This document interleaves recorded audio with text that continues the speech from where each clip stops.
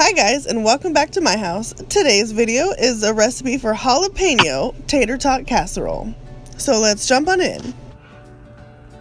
So here I have the jalapeno cream cheese, and I just melted it in a little tub, and I just dumped the whole thing in there so it's like easy to mix.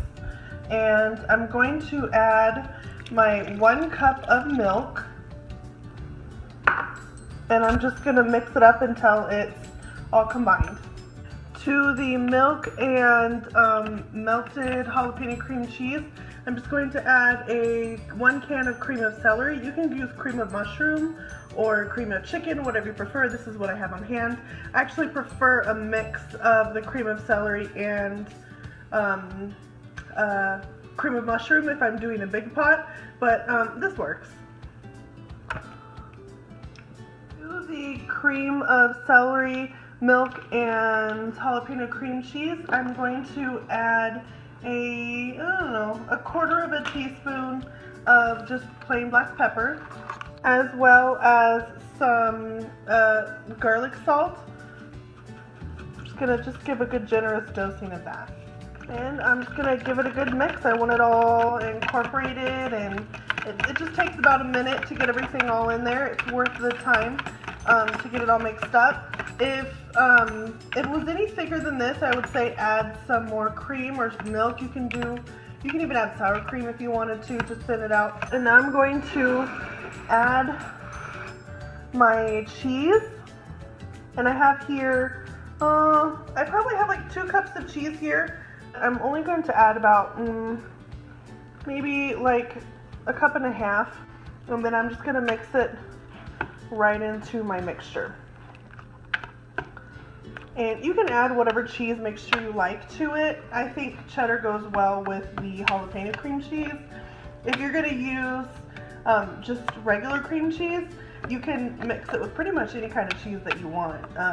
Even smoked cheeses are really good, especially if you're gonna add bacon to this, but we're not gonna do that today. And here I have a 9x13 casserole dish, and I'm just gonna spray it with this non-stick cooking spray, or you can use butter if you prefer. This is just easier for me, so you want to get the bottoms and the sides so it all comes out easy. Doesn't take a whole lot. And then you're just going to take your bag of tater tots that's in here and just dump it right in the pan, and you're going to want to arrange it to be like a single layer as much as possible. And then once all of your tater tots are all arranged into a single layer, then I'm going to take my mixture, and I think it's easier to use a spoon rather than to dump it, because it doesn't dump really beautifully. So I just take my spoon and I will just spoon it on in a layer, and I'll try to get it as even as possible, because it just doesn't, I don't know, it doesn't spread beautifully. So just try to get it all over. You want everything to be covered in one layer. And this recipe is so versatile. You can add sausage or browned hamburger if you want to make it really hearty, or even kielbasa, bacon. You can add like pretty much anything you would add to a baked potato. You can add to this, and it's super nummy.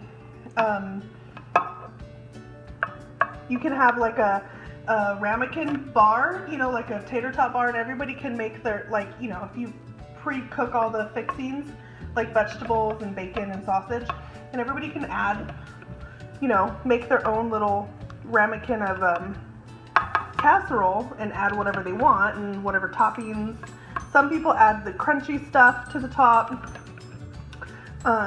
you know, like those french fried onions, or, you know, whatever have you.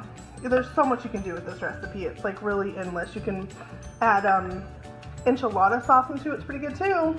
Okay, so once I have the mixture covering all of my single layer of tater tots, I'm just gonna you know, kind of garnish the top with some extra cheese, because you're gonna put it in the oven and you want it to get all bubbly and nummy.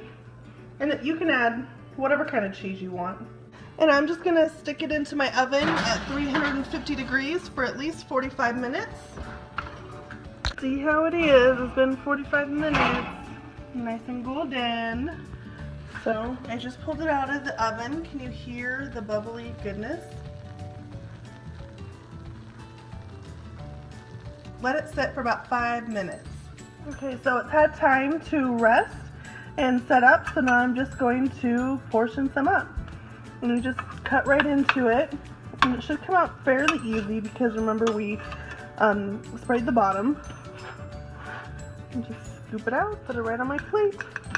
This is gonna be so good. Well, I hope you liked this video. If you did, please give it a thumbs up. And if you want to see more videos like it, then please consider hitting that subscribe button. And would you do me a favor and hit that share button with all of your friends and family so they don't miss out on any recipes. Well, thanks for stopping by my house. I'll see you next time.